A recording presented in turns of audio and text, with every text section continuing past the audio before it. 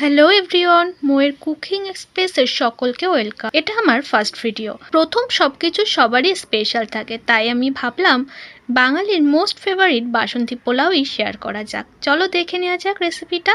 গোবিন্দভোগ চাল ভালোভাবে ধুয়ে জল ঝরিয়েছি প্রায় আধ ঘন্টা। তারপর চালগুলো ঝরঝরে হয়ে এলে তার মধ্যে হলুদের সঙ্গে ঘি মেল্ট করে নিয়ে দিয়েছি 1 টেবিল স্পুন আদা বাটা, দিয়েছি জায়ফল গুঁড়ো এবং নুন, সঙ্গে গরম মশলা গুঁড়ো। আমি রেসিপিটা পুরোটাই ঘি দিয়ে করছি, তোমরা চাইলে সাদা তেল ও ঘি মিশিয়ে করতে পারো। ঘি গরম হয়ে গেলে দিয়েছি এলাচ, লবঙ্গ, দারচিনি, সঙ্গে তেজপাতা, একটা জয়িত্রী।